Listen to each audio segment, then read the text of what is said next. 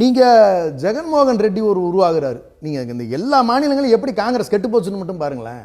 ஜெகன்மோகன் ரெட்டி உருவாகிறாரு. நீங்கள் ஒய்எஸ்ஆர் நீங்கள் உங்கள் மகனுக்கு நீங்கள் ஆட்சி அமைப்பதற்கு கொடுப்பதற்கான வாய்ப்புகளை கொடுக்கறதுக்கு நீங்கள் பதறீங்க. சோனியா மேயர் அன்னைக்கு விரும்புகிறாங்க. ஆனால் இங்கே நீங்கள் கொடுக்கறதுக்கு தயங்குனீங்க. அதுக்கு தான் ஜெகன்மோகன் ரெட்டி உருவான வரலாறு.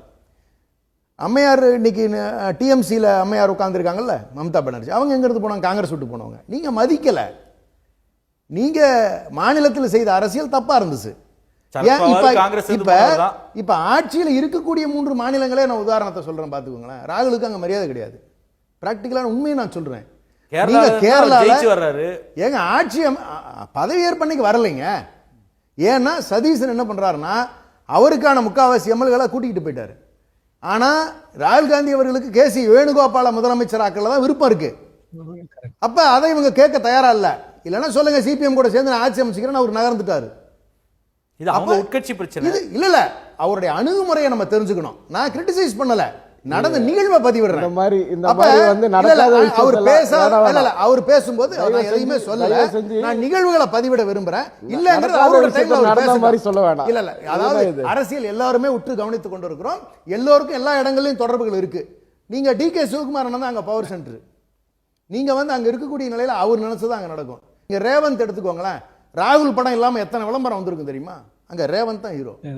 ராகுலுக்கு மொத்தத்தில் சொல்றேன், இந்தியா கூட்டணியில் மொத்தமாவே சொல்றேன், பெரிய 0 தான் போட முடியும். ஏன்னா இத்தனை நாளா பிஜேபி இன்னைக்கு ஆட்சியில் இருக்கிறது காரணம் ராகுலினுடைய அணுகுமுறை மிக தவறாக இருந்திருக்கிறது. எப்படி பிஜேபியோட எனேபிளர் 100% ரைட். நீங்க பாருங்களேன், அவருக்கு 2ஆம் கட்ட தலைவர்கள் இருக்கக்கூடியவர்கள் எந்த மாநிலத்திலேயாவது ஒரு இணக்கமான சூழல் உருவாக்குகின்ற நிலையில் 2ஆம் கட்ட தலைவர்கள் ராகுலை உருவாக்கி இருக்கிறார்களா? சஜஷன் சொல்லி இல்ல, ராகுல் அப்படி தேர்ந்தெடுத்திருக்கிறாரா? கிடையாது. இங்க பிரவீன் சக்கரவர்த்தி வச்சு ஒரு கேமை போடுறாரு. அப்போ ஒரு டபுள் கேம் போடுறாரு. அது எப்படி நீங்க அப்படி சரியா போக முடியும்? நீங்க இங்க கெடுத்துட்டு நீங்க இங்க ஆட்சிக்கு வர்றதுக்கு நீங்க முன்கூட்டியே நீங்க ஒரு திட்டத்தை போடுறீங்க. ஆனா எங்க தலைவர் என்ன பண்றாங்கன்னா எல்லாத்தையும் அட்ஜஸ்ட் பண்ணிக்கிட்டு பரவாயில்ல 3 சீட்டு சேர்த்து கொடுக்குறாரு. ஒரு எம்பி சீட்டை வேற சேர்த்து நீங்க வாங்கிக்கிறீங்க. அதையும் தாராள மனப்பான்மையோட கொடுக்குறாரு. கொடுத்த பிறகு இவர் சகோதரர் ஒரு நாகரிகம்னு ஒன்று சொன்னாரு. தோற்ற பிறகு குறைந்தபட்ச நாகரிகம்ங்கிறது, நீங்க வெளியே போங்க, கூட்டத்தில் இருங்க, இருக்காம விடுங்க, அது உங்களுடைய பிரச்சனை. நீங்க யாரும் கட்டாயப்படுத்த போறதில்ல. எங்களுக்கு உங்களோட தொடர்றதுக்கு விருப்பம் இல்லைங்க, நாங்கள் பல்வேறு சூழ்நிலைகள் காரணமாக நாங்கள் கூட்டணியை விட்டு விலகிறோம் அப்படின்னு கம்யூனிஸ்டுகள் சொல்லிட்டு போனாங்களே.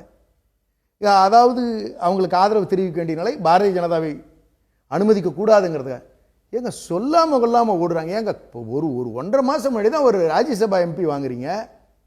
நீங்க 3 சீட்டு சேர்த்து கொடுக்குறா. இதனாலேயே கூட்டணிக்குள்ள நிறைய பிரச்சனைகள் வந்துச்சு.